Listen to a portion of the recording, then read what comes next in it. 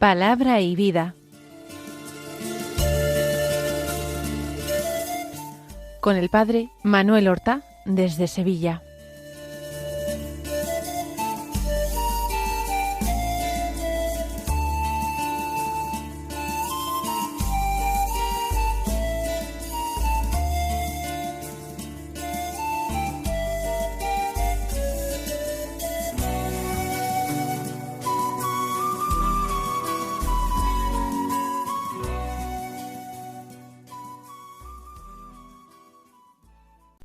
En el nombre del Padre, y del Hijo, y del Espíritu Santo. Amén. Alabados sean Jesús y María.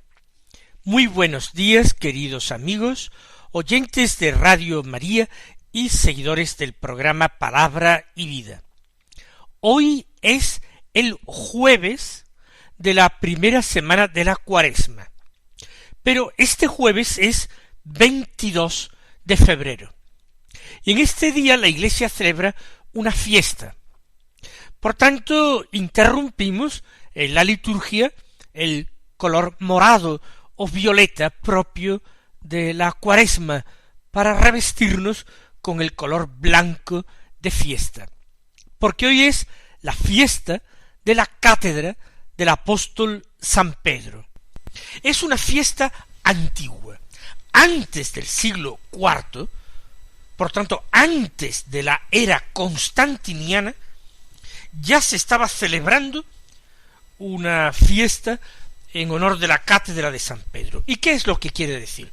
Pues que Pedro recibió de Jesús, su maestro, la potestad de enseñar y de confirmar en la fe a sus hermanos.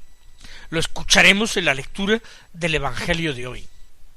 Esto no quiere decir que los demás apóstoles no recibieran también de Jesús la potestad de enseñar, sino que a Pedro se le confirió de manera particular conservar la unidad en un solo cuerpo de sus hermanos, de todos los apóstoles, de tal manera que éstos, cuando enseñaran, lo hicieran en unión de Pedro, y Pedro sería la garantía de la fidelidad a la enseñanza de Jesús.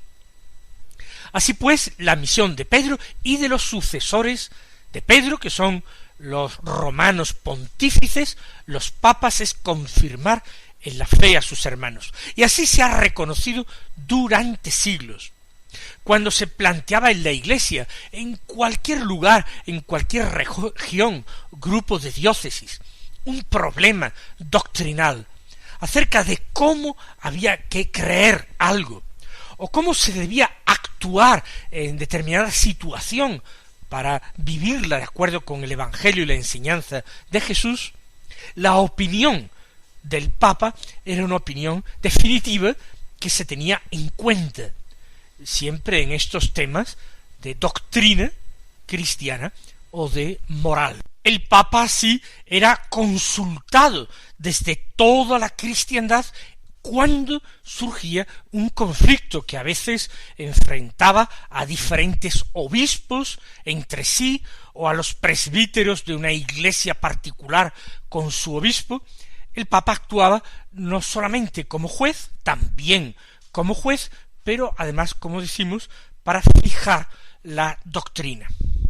De hecho, además de ser una fiesta litúrgica, la cátedra de San Pedro es una preciosa reliquia que se venera en Roma, hoy día en la Basílica de San Pedro del Vaticano.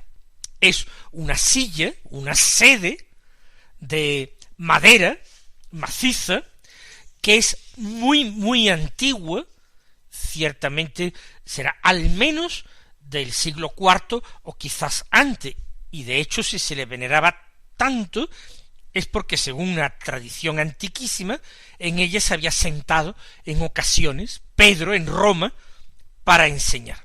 Es una silla o cátedra de madera que tiene Yo no la he visto personalmente porque se encuentra dentro de una cátedra hecha no de madera sino de bronce, grandísima, sostenida por ángeles, que la hizo Bernini para la Basílica de San Pedro del Vaticano. Y dentro de esa cátedra de bronce, para que los peregrinos no la toquen, intenten llevarse reliquias, allí es donde está encerrada la reliquia concreta. Por eso yo no la he visto, pero he leído que tiene aproximadamente 78 centímetros de alto y unos 89 centímetros de ancho, que está adornada y enriquecida con cosas que seguramente son posteriores, antiquísimas, pero no de la época, desde luego, de Pedro, adornos con incrustaciones de oro y de marfil muy antiguos. Y es algo que no está demasiado del todo estudiado, por eso, por las pocas veces que se puede contemplar. Hubo una exposición pública de esta sede en 1867. Pues la fiesta de hoy, por tanto, es una fiesta para exaltar el primado del romano pontífice y la enseñanza, la doctrina, el magisterio del Papa. Nosotros la celebramos escuchando la palabra de Dios y meditándola en nuestro corazón. Tenemos que interrumpir la lectura continuada del Evangelio de San Marcos que venimos realizando, porque al tratarse de una fiesta litúrgica, eso quiere decir que tiene lecturas propias, tanto la primera como el Salmo responsorial, como el Evangelio, así como en la celebración de la misa se reza o se canta el Gloria. El Evangelio que tenemos es de San Mateo, es un texto que nosotros hemos leído en San Marcos hace muy pocos días. Aquí está la versión de San Mateo, la confesión de Pedro en Cesarea de Filipo.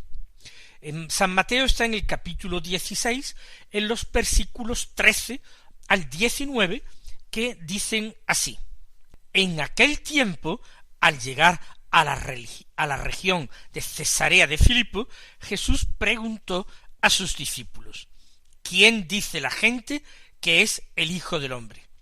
Ellos contestaron: unos que Juan Bautista, otros que Elías, otros que Jeremías o uno de los profetas.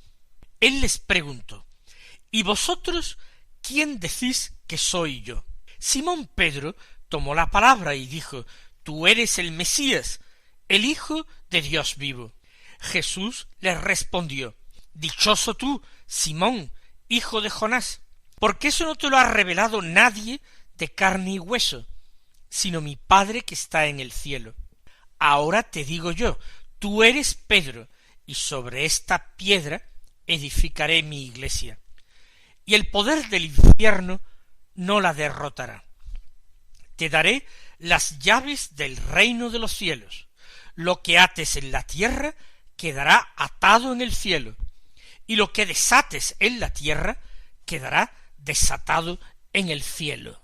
Ya sabemos para qué Jesús había ido a aquella región norteña de Palestina que es Cesarea de Filipo. San Marcos habla de las aldeas de Cesarea de Filipo. Aquí Mateo nombra a la región de Cesarea de Filipo. Jesús pretende estar a solas con sus apóstoles.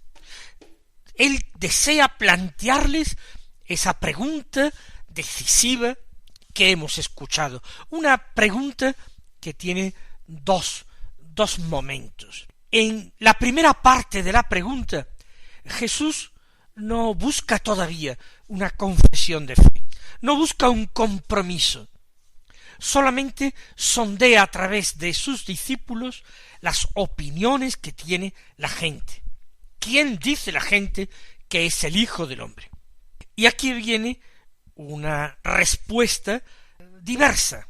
Unos que Juan Bautista, otros que Elías, otros que Jeremías o uno de los profetas. Identificar a Jesús con Juan Bautista se debía principalmente a la cercanía de Jesús con el ministerio de Juan. Todavía era muy reciente en la gente todo lo que Juan había dicho y hecho. Juan no había hecho milagros, pero su predicación había sido impactante. La de Jesús ahora es todavía más, pero hay coincidencias notables. Jesús exige la conversión, convertíos, porque está cerca el reino, y Juan Bautista también exhortaba a la conversión. ¿Por qué? Porque ya está cerca el que viene a bautizar con Espíritu Santo y fuego. Entonces, la primera identificación para algunos es Juan Bautista. El rey Herodes cree firmemente esto, que Jesús es Juan Bautista resucitado. Otros piensan que es Elías, el gran profeta. Esta confusión se debe a que en la enseñanza de los doctores de la ley, Elías es un profeta que ha de volver a la tierra para predicar la llegada del Mesías y anunciarla, para convertir los corazones de los israelitas al Mesías. Y esta creencia se apoyaba en el hecho de que la Escritura no habla de la muerte de Elías, sino de que fue arrebatado al cielo en carro de fuego, tirado por caballos de fuego. Para la tradición judía, Elías ha sido arrebatado al cielo para ser reservado allí hasta el momento oportuno. Su sucesor, Elías, será también un profeta poderoso en obras y palabras, pero morirá. Elías, en cambio, no ha muerto, Dios lo tiene en un lugar reservado para que desempeñe su ministerio final, que será el más importante. Otros, los apóstoles, dicen que Jeremías. ¿Por qué en concreto este Jeremías? Jeremías es uno de los 4 profetas mayores en la Biblia. En el orden de los libros de la Biblia, detrás de las profecías de Isaías, se sitúa Jeremías. Es un profeta que desempeñó su ministerio después, seguramente, de la muerte de Isaías, que murió mártir, seguramente, en tiempos del rey Manasés, asesinado por éste. Jeremías predica aproximadamente en los últimos 40 años del reino de Judá. Él está en Jerusalén cuando el sitio que padece Jerusalén de parte del rey Nabucodonosor. Él insta a la rendición, por lo cual es detenido y arrestado como traidor. Pero finalmente la ciudad caerá en manos de los babilonios. El rey, la nobleza y casi todos los habitantes de cierta categoría de Jerusalén son deportados a Babilonia, es el exilio babilónico. Y el Nabucodonosor deja al frente del país un miembro destacado de la nobleza judía, un tal Godolías, que era uno de los pocos amigos que tenía Jeremías. Jeremías, por tanto, no parte al destierro. Jeremías se queda en Palestina. Pero como sus oráculos siguen siendo incómodos, después de que los judíos terminasen asesinando a Godolías, o por lo menos alguien descendiente de David, de la familia real, asesinar a Godolías, los judíos pretenden escapar para no incurrir en la venganza de Nabucodonosor. Consulta a Jeremías, que se niega a partir, y entonces a la fuerza se llevan a Jeremías con ellos a Egipto. En Egipto vivirá los últimos años de su vida el profeta Jeremías, allí seguirá predicando y escribiendo sus oráculos, y seguramente murió apedreado por los judíos, por los suyos, en la ciudad de Tafnes. Pues bien, ¿por qué creer que Jesús es el profeta Jeremías resucitado? No solamente por su santidad, no sólo por lo acerado de sus intervenciones en contra de las autoridades de Judá, sino también porque Jeremías era el que había escondido el arca de la alianza antes del desastre, antes de la ruina de Jerusalén. Y en la tradición judía, la llegada del Mesías implicaría una restauración del reino de Israel y del culto del reino, y por tanto lo que unificaría de nuevo a todos los judíos descendientes de las distintas tribus, lo que daría nuevo esplendor y pureza al culto, sería que volviera a aparecer el Arca de la Alianza. No constaba que el Arca de la Alianza hubiera sido destruida, sino escondida por Jeremías. Luego tendría que venir Jeremías para devolver el arca. Sólo él sabía dónde se encontraba.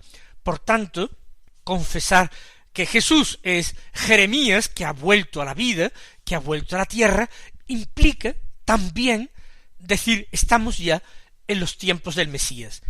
Tanto si Jesús era Juan Bautista, como si era Elías, como si era Jeremías, todo ello implicaba decir, estamos viviendo ya en los tiempos del Mesías. Esto creo que es importante tenerlo en cuenta. Cuando Jesús formula ahora la pregunta personal y comprometida a sus apóstoles, ¿vosotros quién decís que soy yo? Es Simón Pedro el que toma la palabra para confesarle diciendo, tú eres el Mesías, el Hijo de Dios vivo. Recuerden cómo en el Evangelio de San Marcos solamente confesaba a Jesús como el Mesías de Israel, el Mesías prometido. Y dejaba para la segunda parte del Evangelio ir mostrando y demostrando que Jesús era el Hijo de Dios, y por eso este Evangelio de Marcos al final traía la confesión del centurión romano que custodiaba la cruz de Jesús, que al ver cómo había muerto, exclama, verdaderamente este era Hijo de Dios.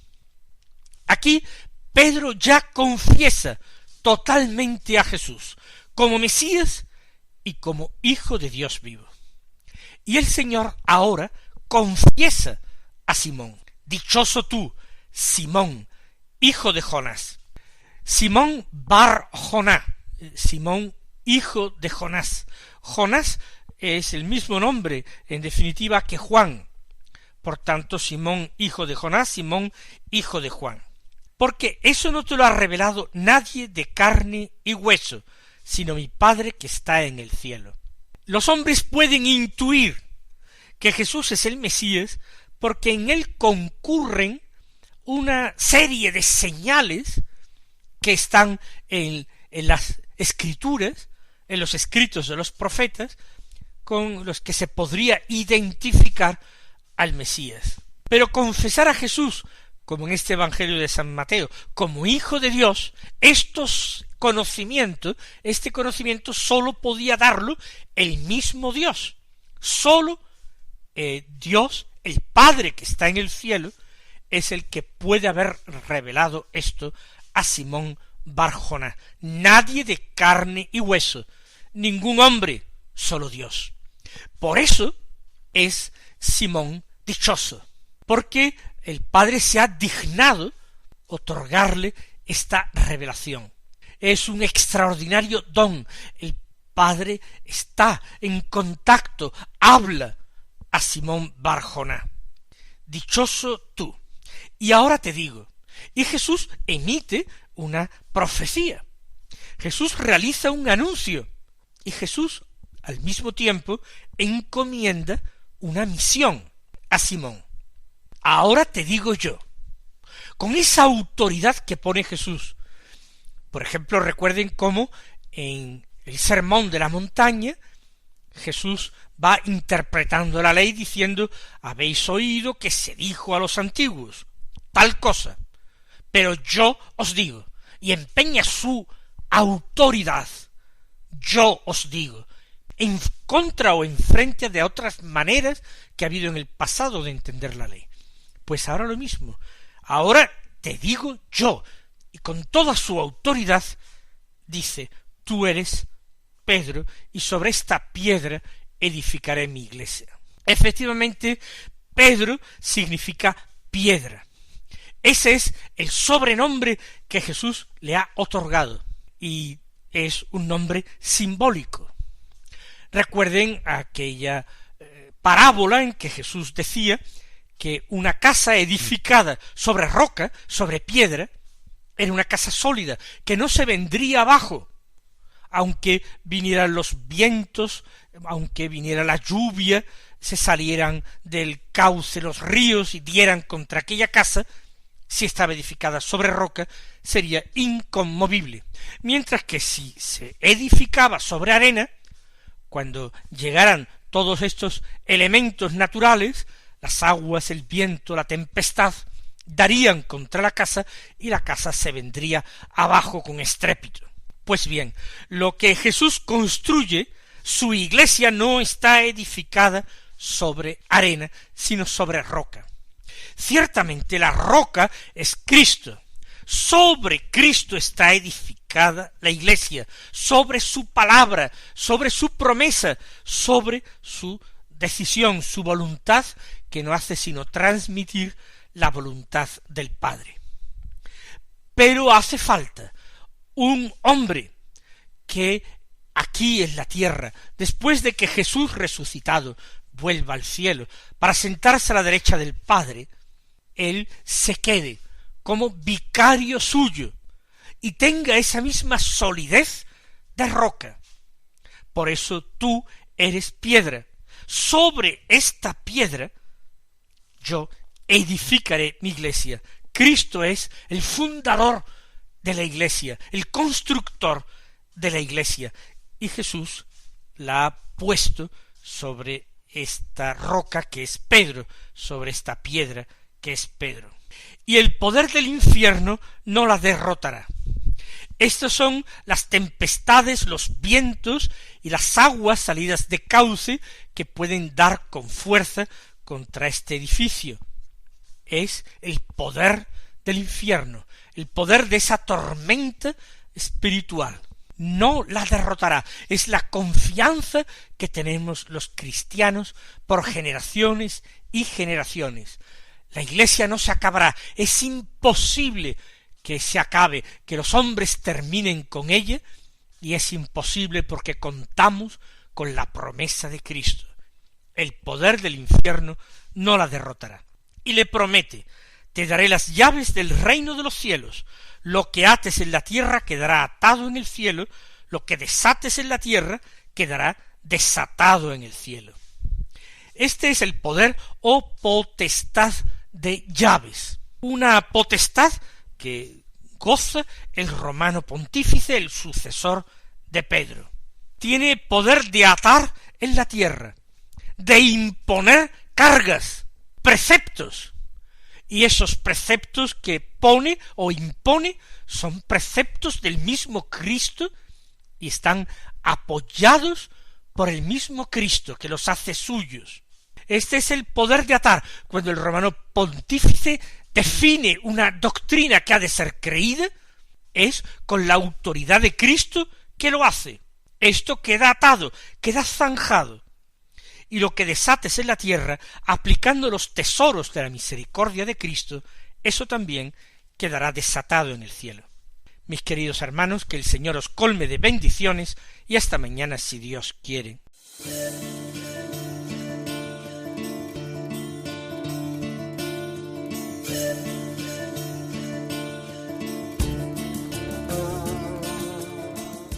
Han escuchado en Radio María Palabra y Vida, un programa que dirige el Padre Manuel Horta.